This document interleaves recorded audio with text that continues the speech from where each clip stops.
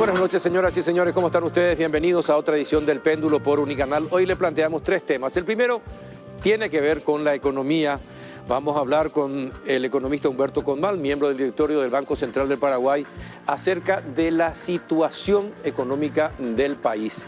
¿Cómo están nuestras reservas? En el noticiero nomás hace instantes hablábamos de que hay reservas por más de 10.000 millones de dólares en el país y que está en alza, pero también vamos a hablar acerca del tipo de cambio y de qué manera afecta a todo lo que pagamos. ¿Es conveniente, no es conveniente? Y cómo se van balanceando las cuentas del Estado en esa situación. Y por supuesto vamos a hablar también acerca del dinero sucio y si el Banco Central tiene algún tipo de intervención en el control del dinero sucio que pueda circular por el país. En el segundo bloque vamos a hablar acerca de algo sumamente desgarrador, lamentable y doloroso. El abuso de menores, el abuso sexual en menores y adolescentes en Paraguay. En solo 4 meses, hasta fines de abril, más de 6.400 casos de abusos. En 4 meses, más de 6.400 casos de abusos en menores y adolescentes. El año pasado ya habíamos enfocado este tema, lo peligroso que se estaba convirtiendo. Bueno, parece que no le estamos dando la importancia debida. Nos van a acompañar para hablar acerca de este tema la fiscal de la Unidad contra Trata de Personas, Karina Sánchez, y la directora de Transparencia y Acceso a la Información de la Fiscalía, doña Elida Favole. Y el último bloque vamos a hablar con el exministro de Hacienda, Manuel Ferreira, acerca de la propuesta de Brasil de desdolarizar la tarifa de Itaipú. ¿Es conveniente o no es conveniente para Paraguay? Hay voces en contra y a favor. Vamos a ver qué opina al respecto el exministro de Hacienda.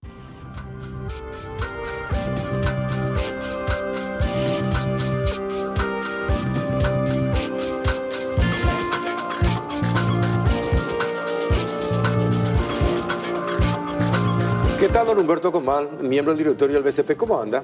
Muy bien, Carlos, es un gusto estar aquí. Un saludo muy cordial a toda la audiencia también. Bueno, gracias por venir. Yo sé que aceptaste, a pesar de que jugaba Cerro Porteño, que es tu club. No. Y te comento que está empatando 1-1. Sí, no es mi club, pero soy de ver los partidos. Soy de ver los partidos. Bueno, entonces no vas a ver el partido. Pero empató Cerro Porteño. Estaba perdiendo 1-0, empató Cerro Porteño. Bueno, ¿cómo está la situación del país económicamente? ¿Y cómo está el Banco Central? Digamos que en términos relativos estamos en un año relativamente bueno. Si uno mira los indicadores más actualizados de la producción, de las ventas, hasta el mes de marzo y calcula más o menos cómo viene creciendo la economía, estamos más o menos en un ritmo de 4,7% más o menos de crecimiento anualizado. ¿Estamos por encima de la inflación? La inflación, sí, la inflación vino bajando últimamente. Ustedes saben que con las medidas que tomó el Banco Central, está creciendo, digamos que por encima de la inflación. Eso es la medida de la producción real o el volumen de producción, ¿verdad? Entonces, eso para que la gente tenga una idea, normalmente nosotros crecemos a un ritmo de 4%, entonces estamos un poco por encima de eso. Este es un año donde se espera que la economía vaya a crecer 3,8%, donde todos los sectores se espera que vayan a tener un buen ritmo de crecimiento. El sector agro, por ejemplo, de vuelta está teniendo buenos niveles de producción a pesar de las dudas que había respecto al impacto que podía haber tenido la sequía en su momento antes, ¿verdad? Al comienzo del año, la primera parte del año, ¿verdad? Entonces, también los sectores industrial, comercio, servicio, construcción están mostrando un buen desempeño. Hay una recuperación. A pesar de los precios altos. A pesar de, porque, sí. A ver, la soja... a pesar de la buena cosecha, los precios bajaron. El ganado, los ganaderos se quejan de que hay casi un cártel de los frigoríficos que les imponen el precio, les bajan mucho, entonces los ganaderos no estaban muy contentos. El sector agrícola, concretamente los pequeños productores con el tema del tomate, no dan abasto en Paraguay, la producción no es suficiente para cubrir el mercado local. Y a pesar de todas esas situaciones, estamos bien. Claro, hay que separar las cosas, digamos. Una cosa, digamos, que tiene que ver con los precios relativos, los márgenes, utilidades. Por otro lado, el volumen de producción. Yo te estoy hablando del volumen de producción, volumen físico de producción en los sectores está creciendo relativamente bien. Así que, digamos que en ese sentido, también digamos como un país pequeño y abierto que somos, dependemos mucho de lo que pasa afuera. El contexto externo también es relativamente favorable. se ha corregido al alza el crecimiento en Estados Unidos, en China, Brasil, a pesar de toda la situación que le ha tocado atravesar con las inundaciones, hubo una ligera corrección a la baja en lo que se espera de aumento en la producción, pero va a ser de vuelta un año de crecimiento también en Brasil. Entonces tenemos, digamos que en el frente externo, relativamente un buen escenario para crecer y estos sectores están mostrando una buena dinámica. Y también otros indicadores de otros sectores, como por ejemplo el sector financiero que hablábamos antes del programa, los créditos están creciendo, como al 14%. El sector financiero está impresionantemente creciendo. Exactamente, los créditos están creciendo a 14%, los depósitos también a 10%. Hoy el Banco Central quitó un informe que es muy importante, uno de los informes, digamos, estrella del Banco Central, es el informe de estabilidad financiera, donde se muestra justamente que los activos del sistema financiero vienen creciendo a tasas de 2 dígitos.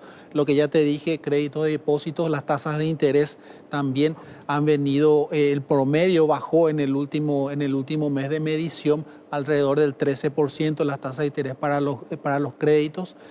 Así que estamos, digamos, que en un contexto, y bueno, el sector externo, exportaciones, importaciones, las exportaciones siguen creciendo a un ritmo mucho más bajo, por lo que un poco lo que vos decías, el tema de soja, que aparentemente los productores están esperando mejores precios, y por eso se demoró un poco las exportaciones, pero tenemos una balanza comercial igualmente positiva, o sea, estamos exportando más de lo que importamos por más de 300 millones de dólares. Cláusulas como las que quiere imponer la Unión Europea, por ejemplo, al sector agrícola, terminan afectando al rendimiento, a la producción agrícola del país, en cuanto al volumen de exportación, porque es un mercado importante. Sí.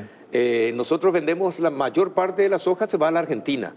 De la Argentina se va al resto del mundo, pero ahora exigen la separación, que se separen los granos que son de Paraguay y de Argentina, que se vea desde que se planta hasta que llegue a Europa, que haya trazabilidad. Trazabilidad, exactamente. Y bueno, eso, ¿de qué manera puede perjudicar a ese sector económico? Y probablemente tanto para el caso de la agricultura como la ganadería, no soy un experto en el tema, pero probablemente eso vaya a significar mayores costos de producción.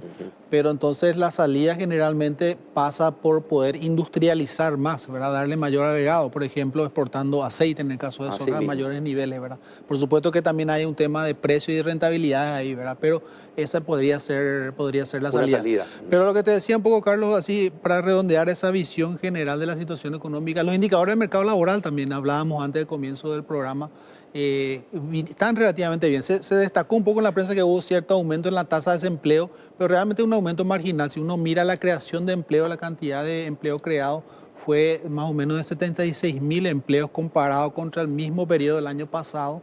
Y en particular yo le presto atención a lo que es la categoría de empleo privado asalariado, que serían los empleos de calidad en el sector privado.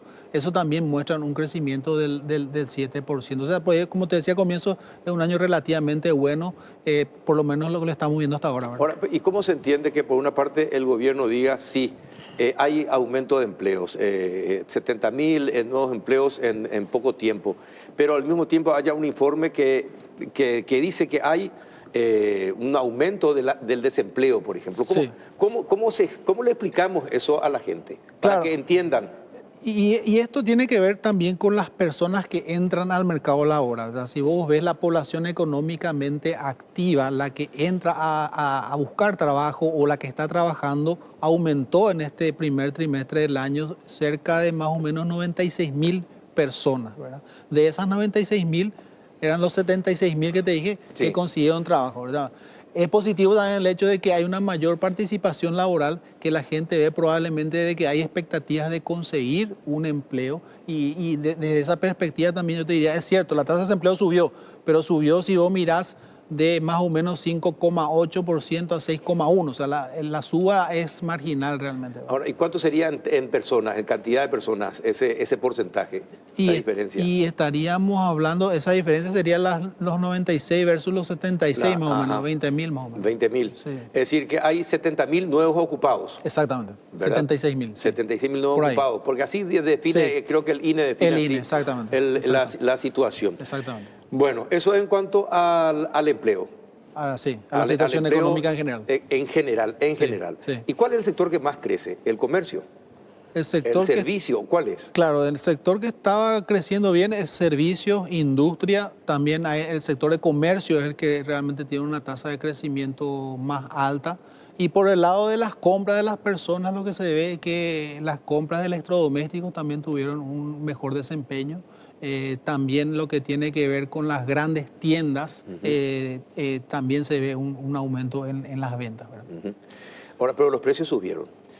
Bueno, los precios, digamos que de la canasta básica y de ciertos bienes alimenticios que son volátiles, los frutícolas, sí tuvieron un crecimiento importante, ¿verdad? Si uno mira comparado con cierto tiempo atrás, hay un crecimiento importante, pero la inflación total, ¿verdad? Que hay que decir que el Banco Central mide la inflación total, o sea, el costo de una canasta de consumo familiar que mide más o menos 465 aproximadamente bienes y servicios, mide todos los meses el Banco Central, son más o menos 14.000 precios que evalúa.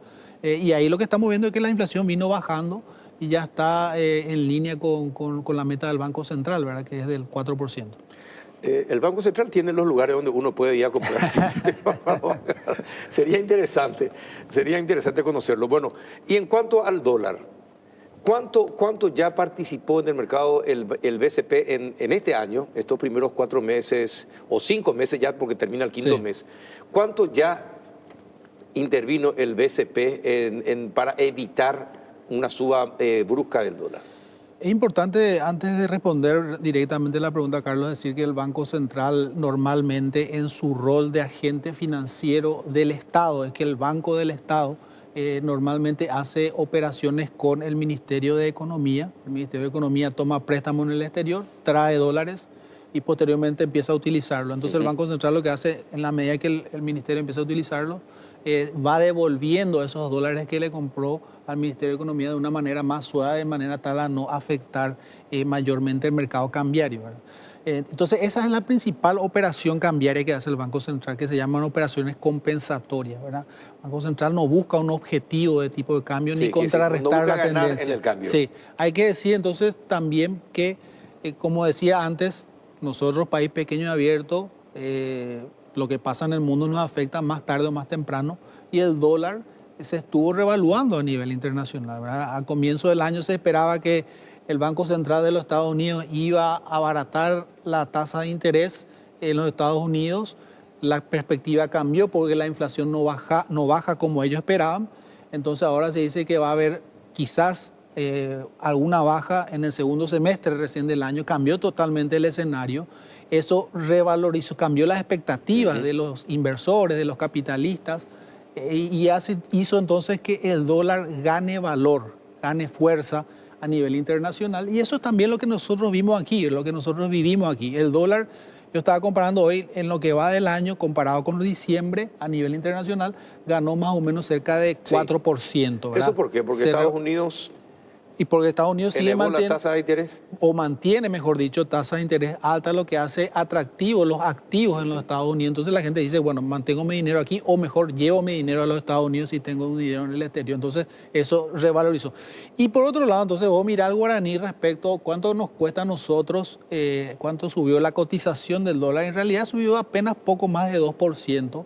Si vos comparás contra diciembre, ¿verdad? Como estamos hoy día en mayo, más o menos 7.500 con respecto a lo que era diciembre, es apenas un 2.2%. O sea, en realidad nuestra moneda se desvalorizó menos contra el dólar de lo que el dólar ganó a nivel internacional, ¿verdad? Pero dicho todo eso, entonces te digo, el Banco Central hace operaciones cambiarias, inyecta dólares, y este año en lo que va al año va más o menos por los 570 millones de dólares para compensar. De inyección de dólares. De inyección de dólares. Sí. ¿Cómo compensación? En operaciones compensatorias. De operaciones. Sí. Es mucho, ¿eh?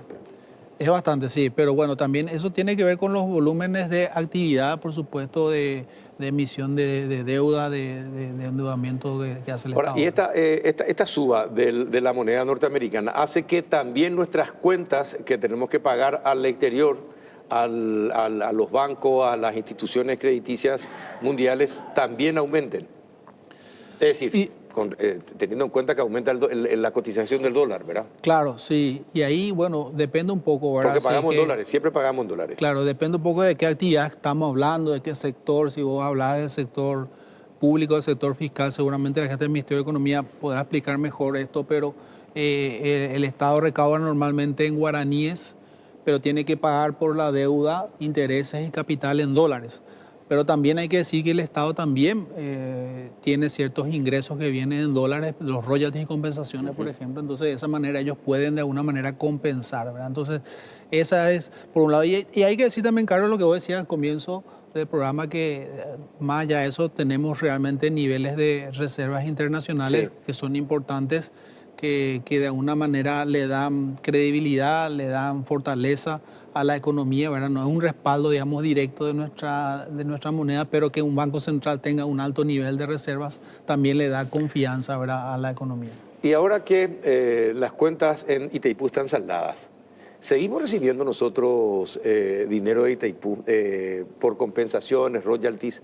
¿Seguimos recibiendo? ¿Y hasta cuándo vamos a recibir? Y entiendo que seguimos recibiendo. Yo no estoy actualizado con los números fiscales, ya estoy en el lado del Banco Central, pero entiendo que sí, este acuerdo implica que inclusive va a haber más todavía, ¿verdad? Entiendo que por 3 años, ¿verdad? Así es. Sí. Bueno, y son los últimos 3 años que vamos a recibir compensaciones, después ya se termina. Y ahí habría que ver, supongo, no conozco el detalle de la negociación, pero entiendo que después ya estaría el tema de la venta al mercado brasilero, que eso también podría generar ingresos seguramente, ¿verdad? Pero te decía el tema de reservas internacionales. Nosotros tenemos niveles de reservas internacionales por encima de los 10.000 millones de dólares. Sí. Representa algo así como el 23-24% del Producto Interno Bruto. Es un nivel que... ¿Cuánto es el Producto Interno Bruto de Paraguay? ¿40 y pico? Y este año estaría llegando como a los 45 mil millones de dólares, toda la producción nacional, sí, efectivamente. ¿Y las reservas son exactamente el 10.000 millones? Sí, y serían como el 23%. 23%, sí. Y las reservas, para que la gente entienda, pues las reservas internacionales son activos, son dólares que tiene el Banco Central dentro de su balance, son activos. Y estas crecen normalmente en función también de cómo le va a la economía. Las reservas, ustedes, es decir, ¿se hace también negocios con las reservas? No se hace negocio. Por ejemplo, vamos a comprar bonos de Estados Unidos. Absolutamente. Entonces, es decir, el banco está autorizado, o el Ministerio de Economía está autorizado para usar las reservas para por ejemplo, comprar, se pueden hacer negocios. El objetivo, digamos, que de las reservas es apoyar o solventar las necesidades del comercio exterior, eventualmente para que el Banco Central intervenga si hay volatilidad o en el mercado cambiario. Y los objetivos están muy claros en el marco legal, en la Carta Orgánica del Banco Central, ¿verdad? Las reservas pueden invertirse, ¿verdad?, pero siguiendo 3 criterios en orden de importancia: seguridad, en primer lugar, liquidez y rentabilidad. Es así que el Banco Central invierte con mucho profesionalismo las reservas. Tiene distintos tramos, un tramo de capital donde se mantiene una liquidez, digamos que en cuenta corriente para todas las transacciones del Estado, del sector privado. Otro tramo de liquidez, que es la parte más grande, como 50%, 5.000 millones de dólares, que se invierte también, pero en títulos que no sean de una maduración mayor a 1 año. A 1 año. Y después el tramo de inversión, que sí, ahí se pueden invertir en títulos hasta 3 años. Entonces, hoy día, más o menos, se invierte cerca del 80%, 70%. 70% 7.000 millones aproximadamente. Sí, en bonos del Tesoro de los Estados Unidos. ¿Y cuál es la rentabilidad que recibe por eso normalmente, al año, por ejemplo? Y la rentabilidad del año pasado, hay que entender de que los bonos que vos tenés te rinden intereses. Sí. Eso es un cupón que te paga. Pero también el precio del bono cambia, ¿sí?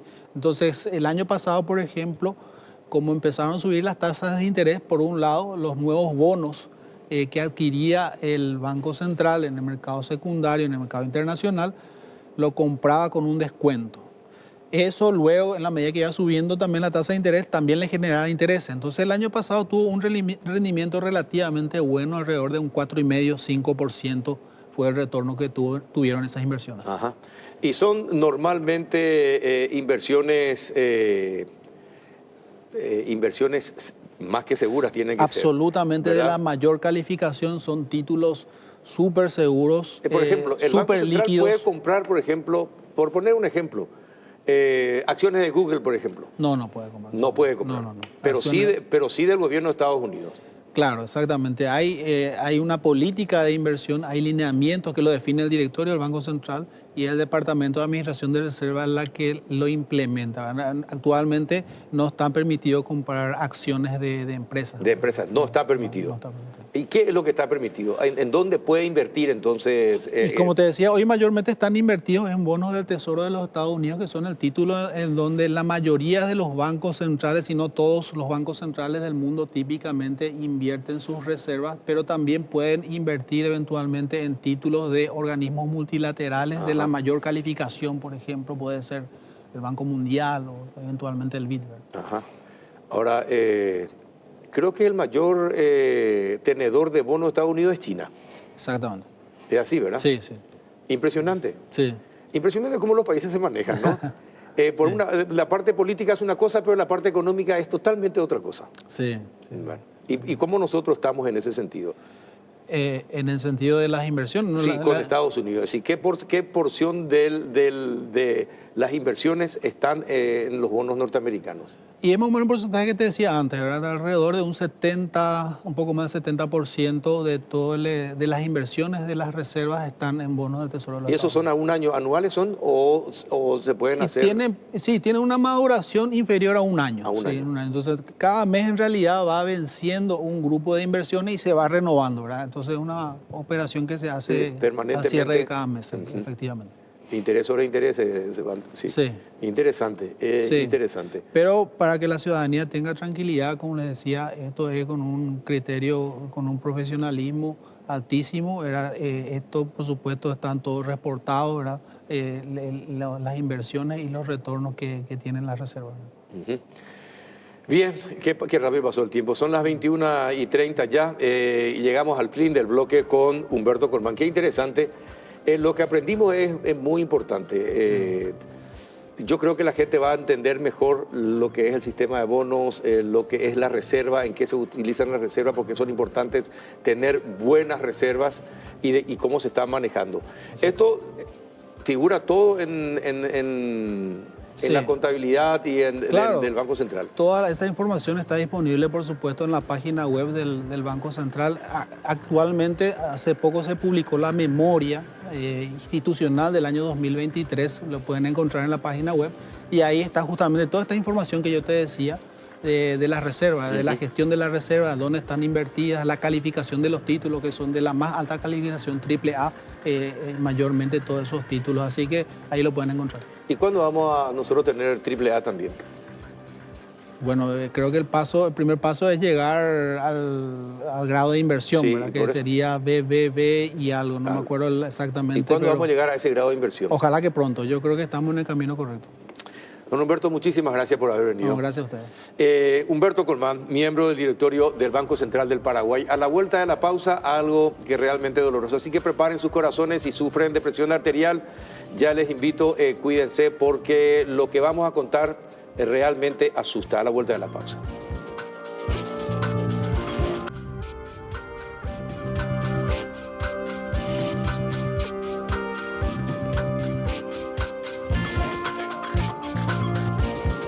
Bien, ya comenzamos el segundo bloque y tenemos el agrado de recibir a una compañera durante muchos años acá en Unicanal, la señora Elida Favole, que está en la Fiscalía, en la Dirección de Transparencia y Acceso a la Información. Elida, ¿qué tal? Buenas noches, ¿cómo estás? Muy buenas noches, señor Peralta. Buenas Muchas noches. veces de productora, ahora ahí entrevistada, espectacular. Ha tocado, sí. Me parece muy bien. Muchas gracias. Y la fiscal Karina Sánchez, de la Unidad contra Trata de Personas. ¿Qué tal, doctora? ¿Cómo estás? Buenas noches. Muchas gracias por la invitación. No, gracias por venir. Cuando me propusieron el tema, sí, tenemos que tocar este tipo de cosas públicamente y contarle a la gente cómo son las cosas en un país que se dice es sumamente religioso, que se dice sumamente familiero, por decirlo así, pero que sin embargo, en el seno de la familia se producen hechos muy atroces, muy desgarradores, muy dolorosos, ¿verdad? Como es el abuso en menores y adolescentes. Hace poco nomás, esto que pasaba en Itapúa impactó una niña de 10 años, impactaba, internada, Y bueno, y así cientos de casos. En Paraguay, ¿cuántos casos de abuso hasta ahora, solamente en el 2024?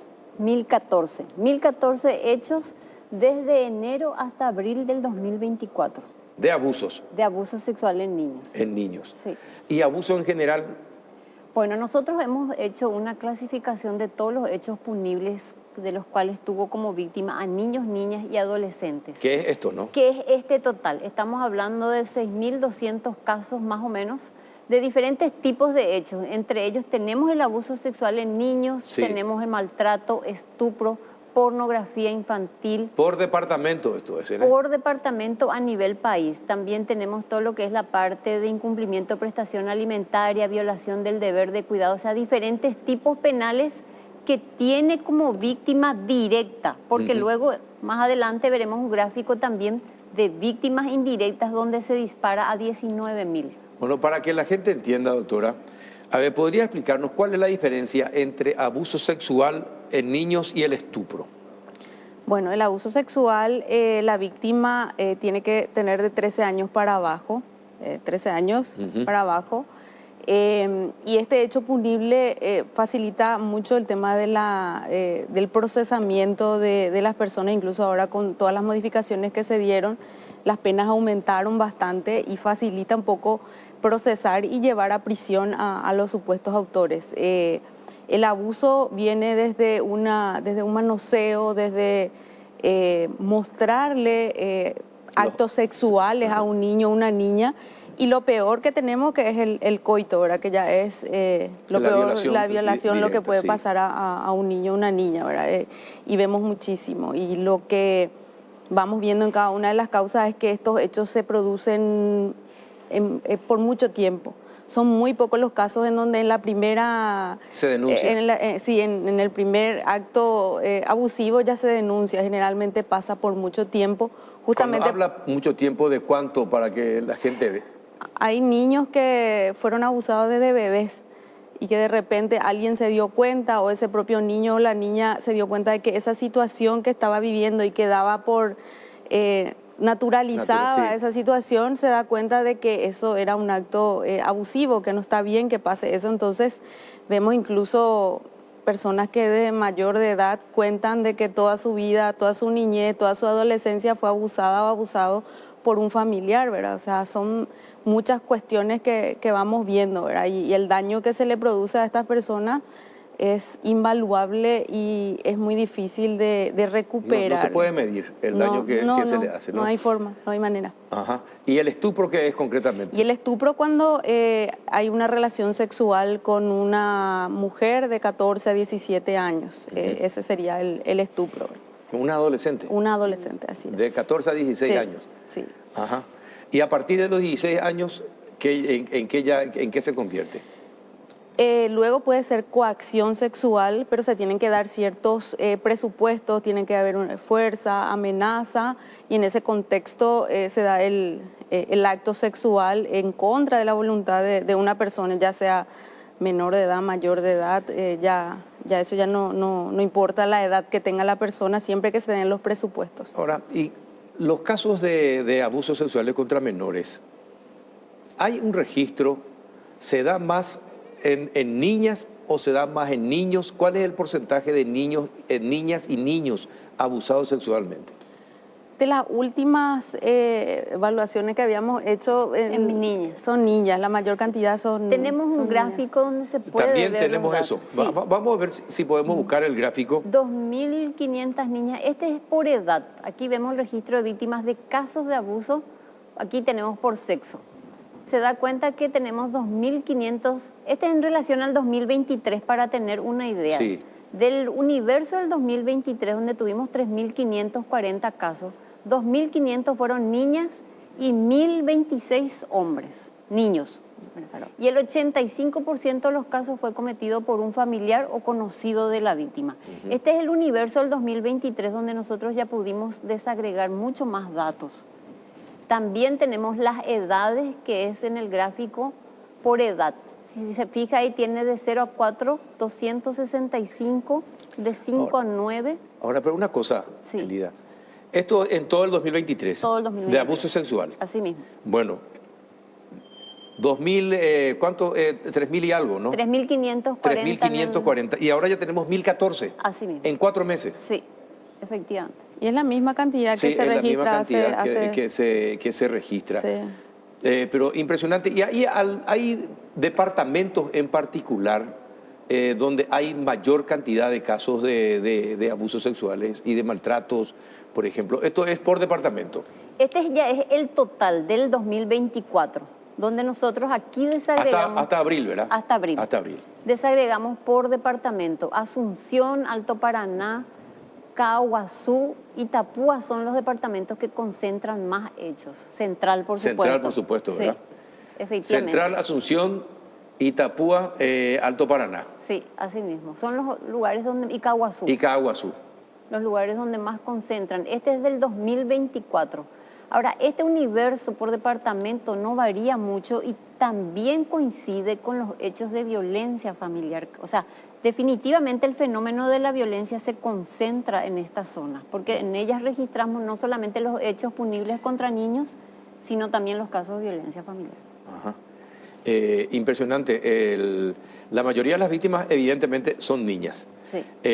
Ahora, cuando usted me hablaba, esto sí que es para que la gente entienda, se dan situaciones de abusos por años. Sí, sí, definitivamente. Eso es lo que en la mayoría de los casos vemos. Muy pocos casos en donde a la primera o al primer contacto hay una denuncia e incluso se está dando eso cuando las propias víctimas se dan cuenta de esa situación y están denunciando, están recurriendo a alguna persona en la que confían o incluso llamando directamente al 147, que es un número que realmente facilita muchísimo las denuncias que hacen. ¿Y hay alguna edad en la que se producen, empiezan a producirse los abusos sexuales contra menores y adolescentes? ¿Tienen discriminado Por la edad? Por edad sí, y además se registran datos de 0 años, o sea, de 0 a 4 años. De bebé. Que es la primera infancia de bebés. Sí. Están en uno de los gráficos, 265. 265 casos. Sí, efectivamente. 672 entre 5 a 9 años. Sí. Y de 10 a 13, 1.178 y de 14 a 18, 1.428. Pero impresionantes son estas cifras. Estas son las comprobadas y denunciadas. Así mismo. ¿Cuánto es la cifra negra? ¿Cuánto se estima la cifra negra entonces? Y se habla de que hay que multiplicar por 3. Sí. Es lo que dicen los que estudian estos fenómenos, ¿verdad? Que hay muchísimo subregistro no llegan a la fiscalía. Muchas veces de repente vemos que cuando una niña se embaraza, de repente salta ahí esa situación de que esa niña venía siendo abusada por años. Por años, sí. Tenemos muchísimos casos, lastimosamente, de niñas embarazadas en ese contexto. ¿Hay víctimas directas e indirectas en todos estos casos? Estos son los casos de víctimas directas de hechos punibles. Nosotros también para este programa hemos quitado el registro de víctimas indirectas, como es el mes también de la explotación y abuso sexual. Hemos sacado también los casos de violencia familiar que tiene a niños y niñas como víctimas indirectas. Y ahí sí ya nos vamos a 19.573 víctimas, pero son víctimas indirectas. Entonces es para tener un poco un universo de los tipos y segregados por edad. ¿Qué son las víctimas indirectas? Sí, son los hijos que ven que sus padres se pelean todos los días, que su madre es abusada, golpeada, etcétera, etcétera. Y que también pudieron haber sido víctimas. Y también pudieron haber sido víctimas. Así mismo. De abusos. De violencia. Sí. De violencia. Violencia y maltrato. Y le pregunto a ver si tienen discriminado. ¿Cuántos son de padres y cuántos son de nuevas parejas en los casos de abuso? ¿Hay alguna discriminación? No, hemos sacado nosotros hasta ese punto no, pero es factible discriminar ese dato, solo que lleva un poco más de tiempo, pero sí es factible. ¿Y cuál es la pena que reciben? ¿Y cuántos son condenados? Todas estas cifras son las denunciadas. Sí. Bueno, de estas cifras denunciadas, ¿cuántos fueron hallados culpables y están en la cárcel? Bueno, hay que señalar que en los casos de abuso sexual, teniendo así un registro de los últimos 5 años, prácticamente todos tienen condena o llegan a una condena. ¿Dónde está el déficit del sistema de justicia hoy? En el tiempo, porque un proceso puede llevar a 4 a 5 años. Y por el otro lado también la atención inmediata en el sentido de que hoy nosotros contamos con 50 a 60 psicólogos, 60 psicólogos para redondear. Entonces, para que la ciudadanía entienda, una persona que lleva hoy a una niña o un niño que ha sido víctima, en el mejor de los casos va a tener su informe psicológico en 3 meses o en 6 meses. Pero es justamente por la cantidad de psicólogos con que hoy cuenta el Ministerio Público. Por eso que es muy importante a estos números ponerles también un recurso. O sea, los recursos económicos es muy importante. ¿Por qué? Porque son hechos que le puede pasar a cualquiera. Usted puede tener el día de mañana un familiar que Dios no quiera sufra una situación así, nosotras mismas, ¿verdad? Entonces, pensar un poco en las víctimas y a estos números también asignarles recursos. Esta es la parte sancionadora. El Estado también tiene que poner una mirada sobre el área preventiva. Y eso es trabajar con el Ministerio de la Niñez y el Ministerio de la Mujer, que también necesitan ser fortalecidos para poder trabajar el ámbito de la prevención y evitar que más niños sigan siendo víctimas. Ahora, con el tema de los celulares, con el tema de la tecnología, también hay situaciones nuevas, ¿no? Como el de la pornografía, por ejemplo. Sí, de hecho que, como se habrán dado cuenta, las cifras de reportes que tuvimos en relación a pornografía de marzo a la fecha, o sea, subió. Son 800 causas que estamos teniendo aproximadamente. ¿En 2 meses? De marzo a esta fecha, abril y mayo. sí, que son reportes que nos vienen de los organismos internacionales que nos remiten información y nos están diciendo, son 800 personas que están bajando contenido de pornografía infantil. Y eso también nos lleva a mirar un poco cómo estamos como país, ¿verdad? Cada imagen que estamos revisando en cada uno de los reportes nos dan cuenta de que se está consumiendo imágenes y videos de niños muy pequeños que están siendo violentados, pero con extrema violencia. Entonces, si hay personas que están consumiendo ese tipo de material, ¿qué será cuando tengan cerca a una criatura? Entonces, realmente es espeluznante lo que estamos viendo. Los funcionarios están todos estresados. Estábamos diciendo de que ver tantas imágenes con contenido tan violento hacia niños, hacia niñas, realmente también al funcionario hace que le genere un estrés importante a la hora de abordar una investigación. Creo que tendríamos que la próxima vez le íbamos a traer a un psicólogo también, porque nos oriente cómo tratar estos temas, ¿no? Es decir, uno dice, esto en los colegios se tiene que enseñar desde el primer día, en las casas se tiene que enseñar, que una persona desconocida no tiene por qué venir a besarle al hijo de nadie, ¿verdad? Ni siquiera al hermano, ¿verdad? Siendo exagerados. Totalmente. ¿Verdad? Pero y que cuenten, y decirle a los chicos que cuenten y que no teman contar cuando alguien les pide un beso, un abrazo o cualquier otra cosa, ¿verdad? Porque esto que usted está diciendo es increíble. Y estamos hablando de abusos, estamos hablando de pornografía, 893 casos de gente que está consumiendo pornografía infantil, ¿verdad? ¿Cuántos desaparecidos, cuántos niños y niñas desaparecidas hay en Paraguay y que no sabemos si es por trata de personas, si están muertas, si siguen vivas, si son violentadas o no?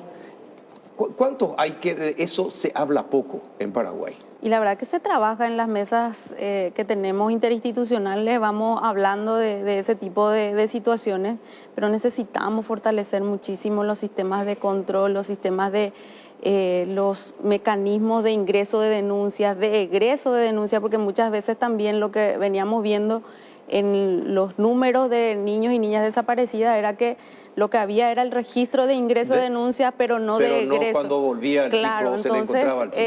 Es algo que se tiene que ir trabajando y mejorar esos sistemas y depurar, ¿verdad? Y ver realmente quiénes no volvieron. Sí. Entonces, enfocarnos sobre eso. Tenemos, cifras reales no tenemos al respecto. Y realmente yo creo que el ministerio, más que la policía, es la que trabaja sobre ese punto. Sí, porque el tipo penal de desaparecido no hay, no existe. O sea, no es un hecho punible. Lo que se hace es, una vez que se reporta la desaparición, lo que se hace es una orden de búsqueda sobre el niño y a partir de ahí ver.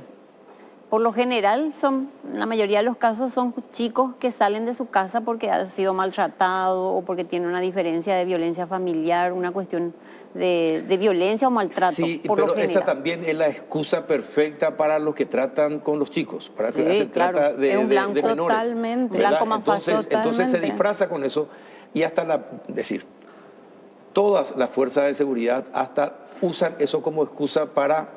Bueno, todavía no sabemos, pueden volver, no sabemos si están en la casa de algún amigo, un vecino, pero a lo mejor ya no vuelven nunca y no se sabe. Fuimos mejorando un poco también ese abordaje, yo creo que interinstitucionalmente. En las últimas evaluaciones que hicimos con la unidad y la policía, pudimos notar justamente esto que estaba mencionando Elida, los antecedentes de los niños que nos están volviendo. Tuvieron como varias niñas, varios niños que no están en su casa, una serie de denuncias por violencia, por abuso, por esto, por lo otro. Entonces, ahí también estamos fallando porque el sistema de protección, que es lo que hizo el sistema de protección al hacer ese primer abordaje. Si son constantes las denuncias y después desapareció el chico, algo falla dentro del sistema de protección de los menores. Porque así como menciona Elida, nosotros estamos en la parte de investigación, de sancionar a las personas que están cometiendo hechos punibles, pero también una pata demasiado importante del sistema de protección que tiene que abordar el durante y el después de la intervención con un niño víctima, una niña víctima de un hecho punible, esta envergadura, ¿verdad?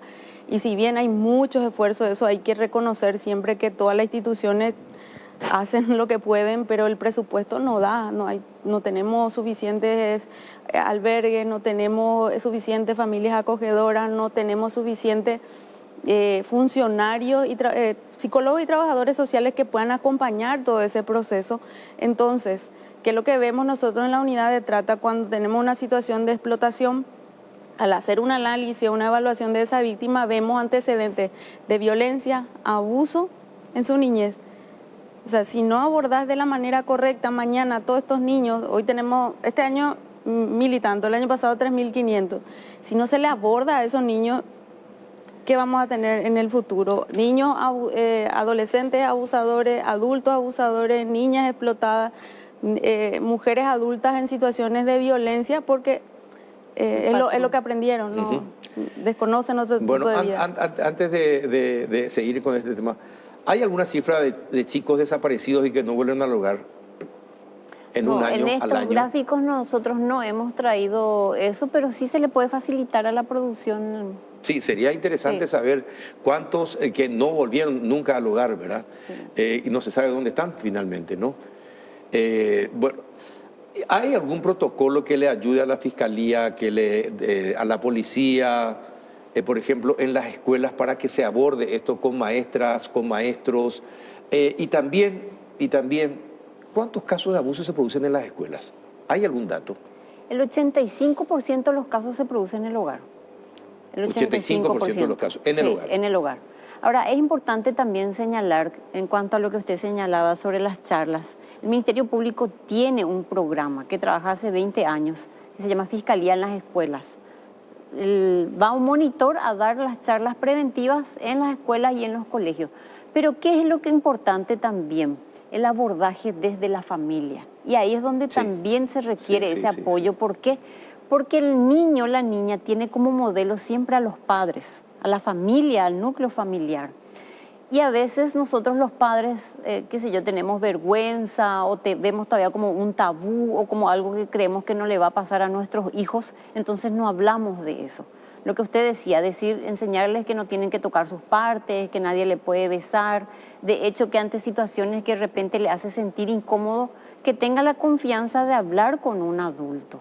Nosotros en los colegios solemos decirle a los chicos que si no tienen, pueden tener también vergüenza de hablar con sus padres, pero por lo menos que aborden con algún docente o algún coordinador. Pero también con las familias hay que hablar. Porque, es lo primero. Sí, porque si estamos viendo que el 85% de los casos se producen dentro del seno familiar o con personas muy allegadas a la familia, algo está fallando en la familia, algo está fallando y gravemente en las familias paraguayas que prefieren callar, ocultar, proteger al hermano, al tío, al primo, al abuelo, al amigo de la familia antes que proteger a su hijo o a su hija abusada, ¿verdad? Entonces es grave lo que pasa en la familia paraguaya. De hecho, que una de las dificultades que vemos también en el proceso de investigación es que cuando se produce en el entorno muy cercano, cuando la víctima se anima a denunciar y no le creen. O no le creen o le insisten para que cambie o se retracte, claro, porque es más grave para una familia que el abuelo o el papá o el padrastro esté en prisión que lo que le pasó, al chico. Exactamente, y vemos una presión inmensa sobre esa víctima que muchas veces tiene que salir del entorno familiar porque no tiene esa contención o apoyo. Pero qué increíbles son los antivalores, es decir, cómo manejamos los valores, ¿verdad? Es decir, nos importa más que el hermano, el primo, el tío, el abuelo, el sobrino pueda ir a la cárcel que el abuso que sufrió de parte de ese familiar una criatura. Para ir a un caso concreto de un hecho que recientemente se tuvo, donde la víctima quedó prácticamente en terapia. Sin embargo, como dentro del seno familiar eso se ocultó. Sí, se ocultó. Esa es una práctica normal. Entonces, no es normal. No, es una práctica normalizada. Sí. Me corrijo yo misma. Es una práctica naturalizada y normalizada dentro de muchos hogares. Y no queremos hablar de eso, pero las cifras están ahí y reflejan eso. Sumado a los hechos de violencia y sumado a los hechos también de adolescentes que hoy caen en las drogas. También nosotros hemos visto dentro de muestreos que hemos sacado de menores que están abusando de otros menores. Sí. Y ahí es donde la incidencia también, como dijo la doctora, de la pornografía infantil. Nadie les explica, tienen acceso fácil a ese tipo de materiales y se ha disparado. De enero a febrero, que hemos tenido menos de 100 casos, sube marzo, abril a cerca de 800. 800 casos. Impresionante. Es mucho. Desesperante. Sí, sí, es impresionante y desesperante. Sí, tiene toda la razón del mundo. Algo tenemos que hacer, pero tenemos que enfrentar todos juntos, porque este es un problema social en Paraguay. Esto se está convirtiendo en un verdadero problema social. Así es. Y por otro lado, también sería bueno que el Ministerio de Educación pueda ver dentro de su malla, abordar obligatoriamente este tipo de temas, ¿verdad? Es muy difícil hoy. ¿Por qué? Porque tenemos, primero, que los agresores están dentro de la casa. Entonces, también tenemos que ser conscientes que es un tema que siempre va a tener resistencia. ¿Por qué? Porque los mismos agresores están dentro del hogar. Entonces, es difícil, es complejo, pero hay que hacerlo. ¿Por qué? Porque sumado, si vemos nosotros el total de cifras, sumado a las víctimas indirectas, a esto hay que sumarle los niños también que han quedado huérfanos de madre, de padre en casos de feminicidio. ¿Qué sociedad nos espera a largo plazo, a 15 o 20 totalmente. años? Ahora, ¿qué son los abusos por medio telemáticos? Es un hecho punible que surgió con la última modificación, es por el hecho de que una persona adulta le pida a un niño o una niña una fotografía o una imagen de su cuerpo, ella, claro. Ya se puede ser procesado por ese hecho punible. Pedir por mensaje, por el solo hecho de pedir una fotografía. Una fotografía, no importa si es con o sin ropas. Por el hecho de pedir. Por el hecho de pedir, ya es un hecho generalmente punible. Piden en ropa. En paños menores. Es un hecho punible. Y la verdad que, así como mencionaste, tenemos que hablar de esto. Todos tenemos que trabajar juntos en el lugar donde nos toque estar, cerca de un niño o una niña. Tenemos que hablar, no tenemos que escatimar en hablar sobre el tema y que nadie tenga miedo de hablar de esta situación, de abrirle los ojos a los niños y a las niñas para que puedan protegerse o por lo menos puedan pedir ayuda en el momento en que esto ocurra. Uh-huh. En los casos de abuso por medio tecnológico, me arriesgaría a decir que probablemente el subregistro es muy alto. Sí. ¿Por qué? Porque hoy nosotros tenemos el fenómeno del celular con los Sí. jóvenes y ellos están teniendo como práctica el tema de sacarse Sí, ciertos tipos de sacarse, sí. fotografías. Probablemente al caer víctima no se animan a denunciar por miedo tal vez a que los padres le llamen la atención, le reten. O sea, yo me arriesgaría a decir que en ese tipo de O le casos... quiten el celular. O que le quiten el celular, o porque han tenido esa orden de no sacarse fotos, de no hacer... Y como Y han desobedecieron. desobedecido, entonces tienen miedo. Sin embargo, ahí es donde los padres tenemos que dar la confianza necesaria, decirle a los hijos que no les vamos nosotros a hacerle responsable de ese tipo de hechos. Ese es un buen tema que vamos a tocar, ya el uso del celular en niños y adolescentes. Vamos a enfocar también en el péndulo próximamente, porque es un buen tema de los daños que está causando en la formación de los niños el uso permanente del celular. Y no nos damos cuenta, ¿por qué? Porque no nos molestan cuando le damos el celular, ¿verdad? Bien, Elida, doctora, muchísimas gracias por haber venido. Realmente encoge el corazón escuchar estas cifras, estos datos, estas situaciones, pero tenemos que hablar de estos temas. Y de frente a todos y con todos tenemos que hablar y enfrentarlo. Gracias por haber venido. Gracias por la invitación. A la vuelta de la pausa vamos a hablar acerca de la desdolarización de Itaipú. ¿Es conveniente o no para Paraguay? Con el exministro de Hacienda, Manuel Ferreira. Ya volvemos.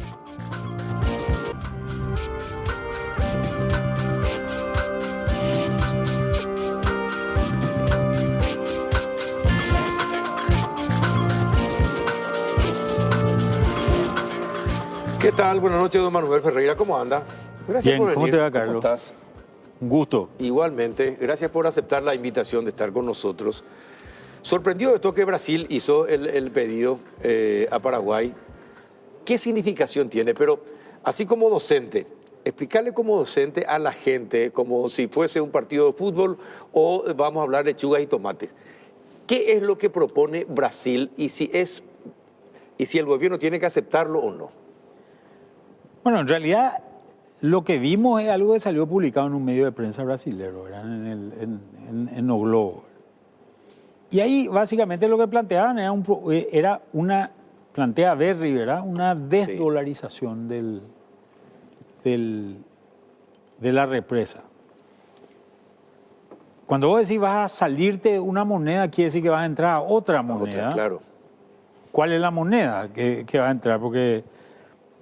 Y creo que ellos plantean pagar en reales, ¿verdad? Pagar en reales. ¿Y nosotros en guaraníes? No sé, gran parte de los ingresos no dice eso, dice desdolarización nomás decía, ¿verdad? Parecería ser que esa sería la tendencia. Entonces, como primera medida, esto generaría un estímulo muy grande al mercado que existe de dólar real, de guaraní real.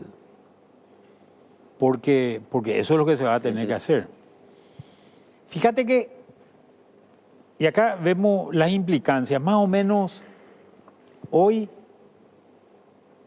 estamos hablando de alrededor de 600 millones de dólares, que es la cantidad de dólares que recibe el Ministerio de Economía. De Economía, sí. ¿Verdad?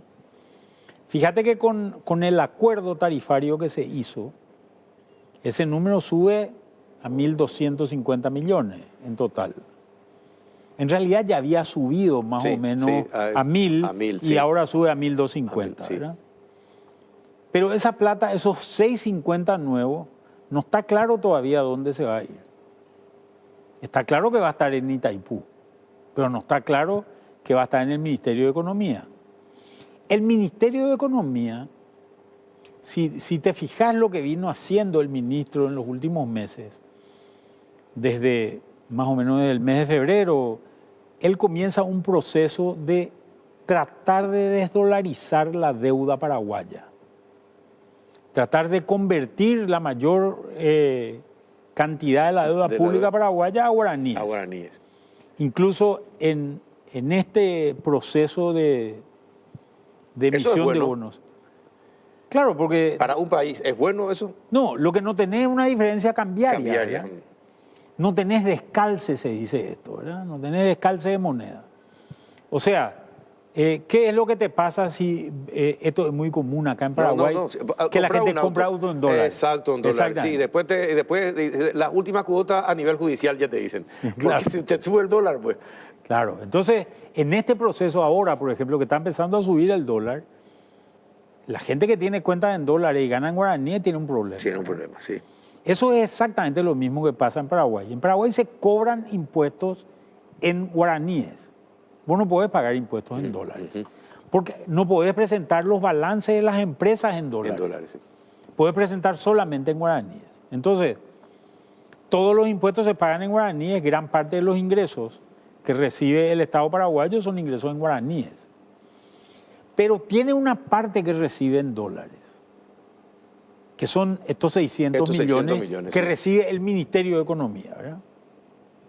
Entonces, si vos te pones a fijar la deuda externa paraguaya... Esos 600 millones y pico que recibe, ¿en concepto de qué recibe? ¿De royalties, compensaciones o de qué? Básicamente royalties, y compensaciones. Y compensaciones. ¿Verdad? Que era el dinero que iba a una parte al FONACIDE. Claro, la parte de compensaciones... De compensaciones era el FONACIDE. Era el FONACIDE Sí. Anteriormente y hoy es... Ahora va todo directo al hambre ministerio. cero. Sí, sí. Ahora es todo hambre cero, ¿verdad?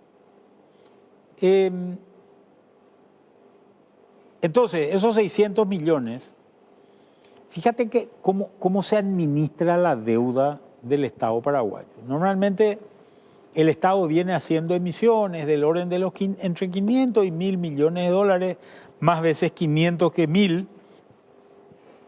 Y lo que hace con eso, la ley te dice que vos con deuda nueva podés pagar capital de la deuda vieja, pero no intereses. No intereses. Los intereses los tenés que generar de tus recursos corrientes. Y ahí es donde entra este tema del descalce, ¿verdad? Entonces, a ver, yo tengo que pagar más o menos, los vencimientos de la deuda están en el orden de los 500 millones de dólares, vencimientos de capital, y los vencimientos de intereses están en el orden de más o menos 600 o 700 millones de dólares por año. ¿Qué quiere decir eso? Que Itaipú agarra el dinero, el Ministerio de Economía agarra el dinero de Itaipú, lo deja en una cuenta del Banco Central y cuando vence, paga los intereses de la deuda. Con esos mismos dólares, que están en su banco, que es el Banco Central, ¿verdad? Si eso entrase en reales, entonces ahí el problema sería que van a entrar reales a la caja del Ministerio de Hacienda, va a depositar en su banco, que va a tener reales. Sí.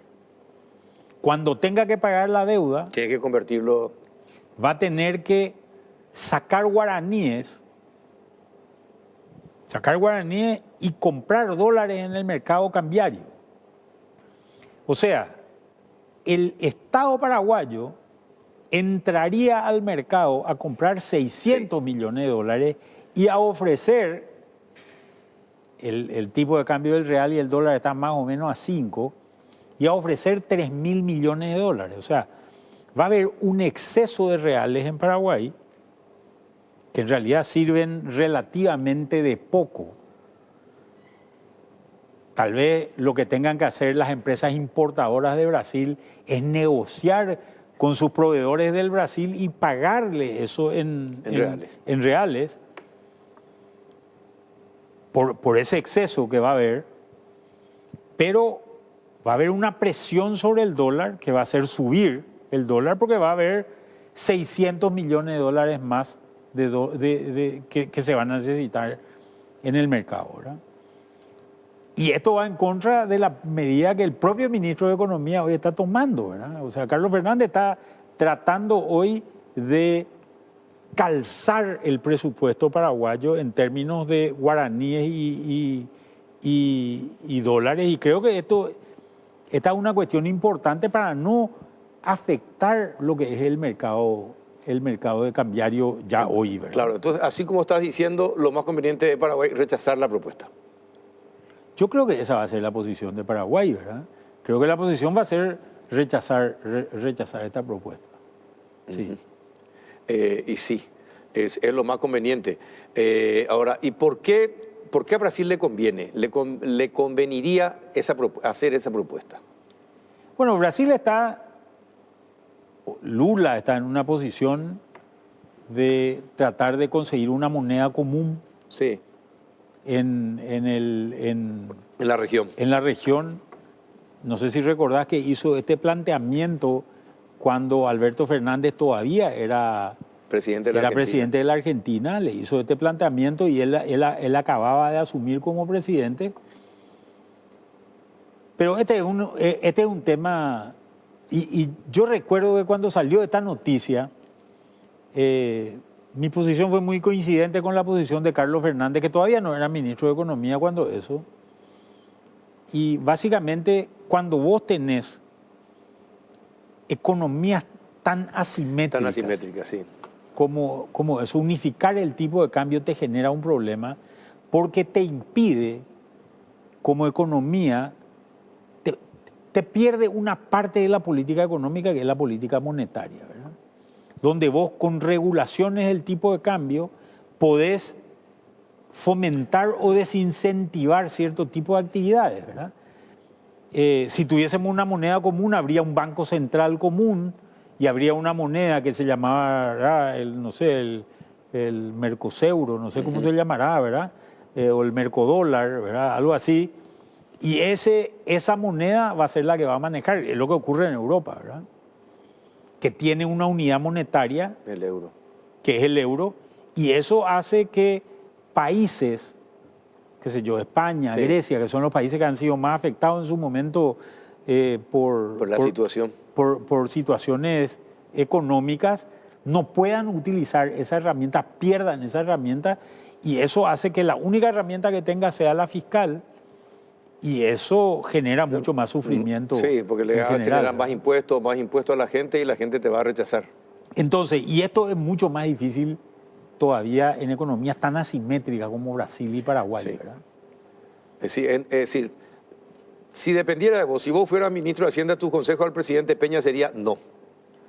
Mi consejo, Tampoco, no tener tampoco una moneda común. no. Yo no estoy de acuerdo con ninguna de las dos posiciones. Y estas son mis recomendaciones No, sin ser ministro de Economía, ¿verdad? Y yo creo que existe suficiente consenso en ese sentido dentro de las autoridades del gobierno paraguayo hoy, ¿verdad? Como ex ministro de Hacienda, ¿cómo ves la situación actual de la economía? ¿Se están tomando las decisiones acertadas según tu criterio? Y según el conocimiento que tenés del Estado y lo que es el dinero que recibe, el dinero que paga, y si tuviera que hacer algunos ajustes, ¿dónde se tendrían que hacer? Bueno, yo te voy a decir, no sé si voy a responder esto a tu pregunta, pero te voy a decir lo que yo pienso que se tiene que hacer en el Paraguay. Nosotros tuvimos un proceso muy exitoso los últimos 20 y pico de años, donde hemos sacado a mucha gente de la línea de pobreza, manteniendo una estructura de reglas de juego que le permitió a la gente invertir. Una partecita de esa inversión también la hizo el Estado, ¿verdad? Pero en general fue una inversión que la hizo fundamentalmente el sector privado, gracias a esas reglas de juego, ¿verdad? Mantener derechos de propiedad, en fin, cosas de esa índole, ¿verdad? Creo que ahora tenemos que dar un segundo paso. ¿Y a qué me refiero con dar un segundo paso? ¿Cuál sería el segundo paso? Creo que tenemos que generar una red de protección social de nuestra ciudadanía. El objetivo tiene que ser siempre No subsidio, no subsidio ni regalos. No, siempre el objetivo tiene que ser el ciudadano y la mejora de bienestar de la población. Entonces creo que hemos dado un paso, la gente ha salido de la pobreza con su trabajo. El paraguayo tiene el orgullo, y esto es muy valioso, de haber llevado el pan a su casa. Y a esto le tenemos que sumar algunos elementos. Por ejemplo, tenemos muy poca gente que tiene jubilación 22% de la población trabajadora nomás tiene jubilación. Y tenemos muy poca gente que tiene sistemas de cobertura de salud. De salud, sí. Fíjate que lo importante es esto. Pero una cuestión. Los funcionarios públicos sí tienen. Todavía. Pero tienen muy buena cobertura de salud. Algunos tienen cobertura de salud VIP. Sí, pero es el 8% de la población. No importa, pero lo tienen. ¿Verdad? Está bien. Pero a cambio, ¿qué te da el Estado? Entonces ahí vamos a comenzar una discusión mucho más profunda todavía, ¿verdad? En cuanto a... Yo lo que te digo es, yo no es que le estoy pidiendo algo al Estado, pero hay cosas que son importantes. En el ciclo de vida de un ser humano cualquiera, vos tenés un periodo de formación, digamos, después tenés un periodo de trabajo, que es tu periodo productivo. Productivo, sí. Que dura hasta cada vez dura más hoy en el mundo, ¿verdad? Sí, en realidad, sí. por la extensión del tiempo de vida, pero ponele... 65 años, ponele. Hasta los 65 años. Y después comienza tu periodo de jubilación, ¿verdad? O tu periodo de declive hasta que llega la muerte, ¿verdad? Entonces, esto es, la gran mayoría de la población se comporta de esta manera, ¿verdad? Nosotros tenemos 78% de la población donde el Estado no te da ninguna protección a lo que vos hagas durante ese tiempo de vida útil. Si vos te equivocaste en tus decisiones económicas, invertiste mal tu dinero, o si tuviste una enfermedad complicada, catastrófica, sí, tuya o de algún familiar, sí, así mismo. de algún familiar, puede haber perdido todas esas inversiones y todo ese ahorro y llegas a la edad adulta donde ya no podés trabajar y no tenés ningún tipo de cobertura. No tenés ninguna cobertura, sí. El único programa que hoy ofrece coberturas en el Estado paraguayo se llama Adultos Mayores. Ese programa te da hoy un cuarto del salario mínimo. O sea, te da lo estrictamente necesario para que no te mueras de hambre tan rápido, ¿verdad? Te da eso, para que puedas comprar mandioca, básicamente. Así mismo, sí, ¿verdad? sí. Creo que esa no puede ser la situación. Creo que nosotros podemos tener un sistema jubilatorio, y cuando digo el sistema jubilatorio, hoy el sistema jubilatorio, olvidémonos por un rato del Estado, acordémonos del sector privado, solamente lo tiene la gente en relación de dependencia. Y en Paraguay hay muchísima gente que no trabaja en relación de dependencia. Sí. Eso hace que hoy el principal impuesto que estén pagando los individuos en Paraguay sea el IVA. El IVA quiere decir que tienen actividades que no son remuneradas dentro de un contrato laboral empleado-empleador. Sí. Esa gente no tiene cobertura. Ahora salió un programa de gente que puede entrar a través de pymes, una facilidad que existe a ese nivel. Pero esto debería ser obligatorio para todo el mundo. Creo que necesitamos un sistema donde sea obligatorio para todo el mundo. Y necesitamos un sistema donde te garanticen un nivel de cobertura básico. ¿Qué es lo que yo creo? Que por un lado, vos tenés, el Estado te tiene que garantizar un nivel de cobertura básica. Te voy a hablar de algo para tener una vida digna, más o menos, estamos hablando del orden de ponerle 5 millones de guaraníes, digo un número cualquiera, ese número se puede discutir y se puede ver cuál es exactamente el mismo número. Creo que hasta ahí,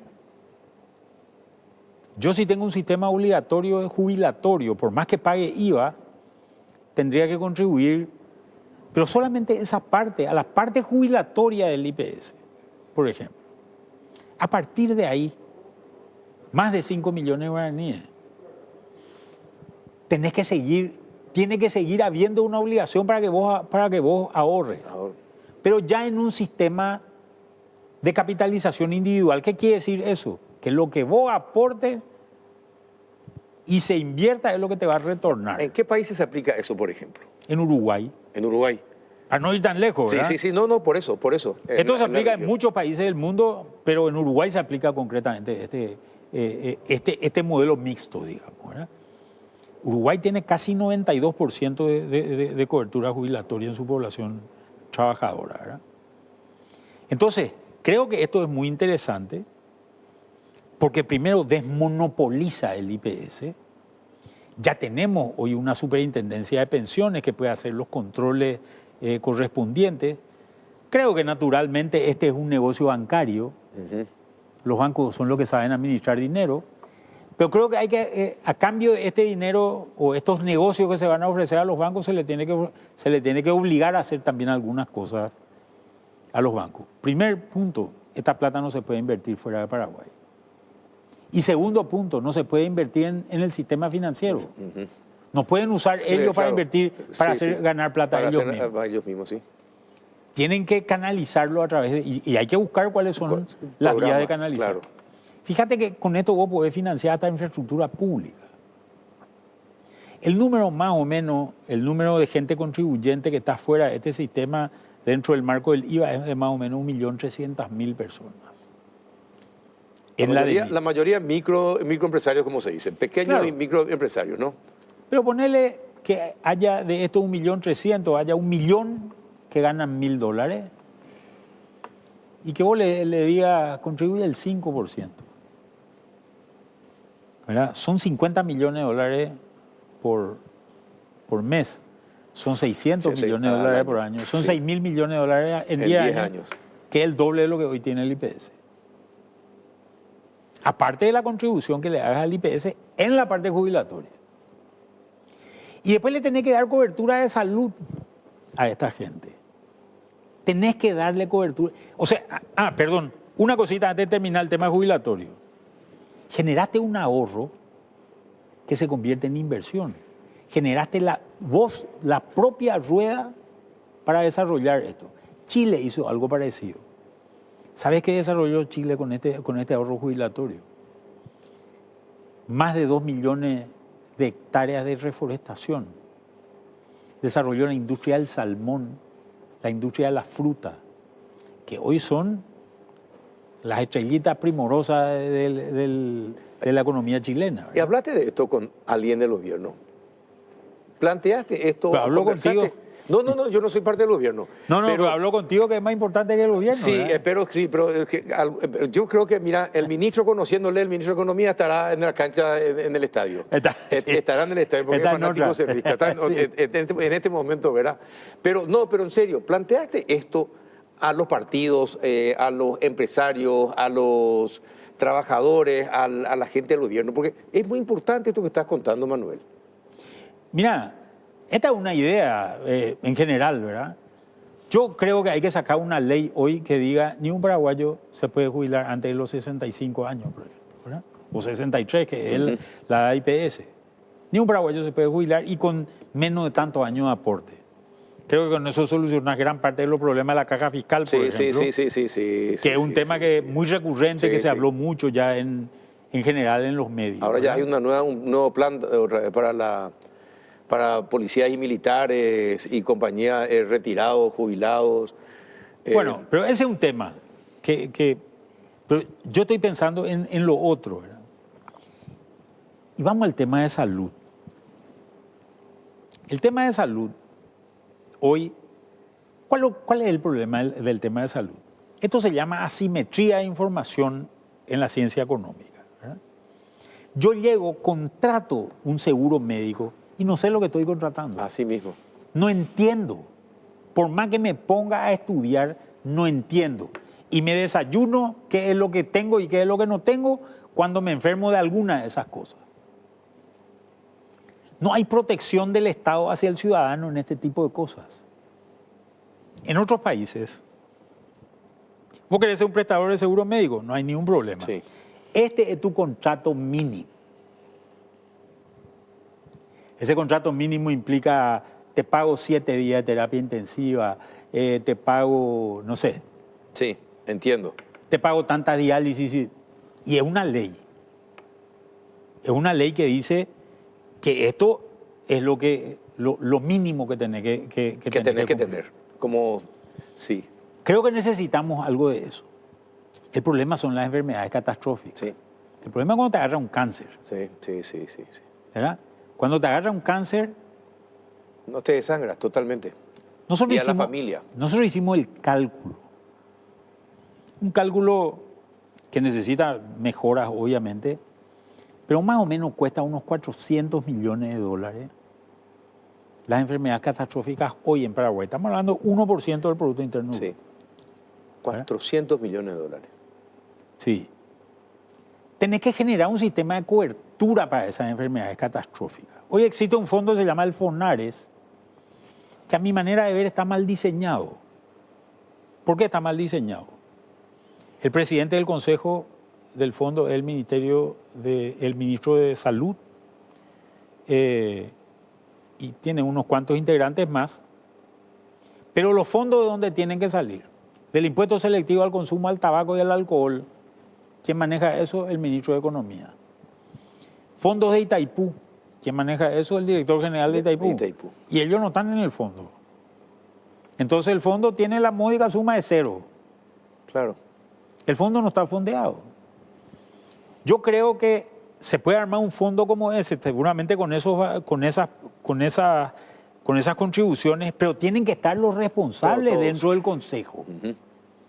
Incluso el IPS tiene que estar dentro del consejo, porque hoy, ¿qué haces si tenés una enfermedad catastrófica?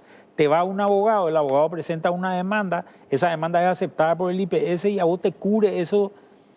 Y eso es lo que desangra gran parte de la salud. Entonces, ¿cuál es la idea? La idea es que el Estado, incluso el IPS, aporte a ese fondo. Y el día de mañana te diga, no, andate a tratarte con tu privado. Exacto. Pero el remedio te vas a retirar de IPS. de IPS. Y que la gente tenga obligación de tener un seguro médico también. Eso va a descargar la presión, o gran parte de la presión, sobre las cuentas fiscales en el área de medicina. Hay mucha gente que se puede pagar hoy su seguro médico. ¿Vos no querés ser presidente de la República? No. Me gusta como propuesta de gobierno esto. No, pero... Le puedo regalar esta propuesta de gobierno al que quiera, ¿verdad? Está bien. No, te agradezco que haya venido. La charla me encantó, sensacional. Espero que mucha gente que no se fue a la cancha y que forme parte del gobierno, ¿verdad? Los olimpistas. Sí, y muchos son olimpistas también en el gobierno, ¿verdad? Sí. Que tomen en cuenta... Comenzando por el presidente. Exactamente, comenzando por el presidente, que tomen en cuenta esto que estás diciendo y piensen si es posible llevarlo adelante o no. Manuel, muchas gracias por haber venido. Gracias a vos, Carlos. Un saludo a toda tu teleaudiencia. Y también muchas gracias a ustedes por compartir un miércoles más. Hasta el próximo.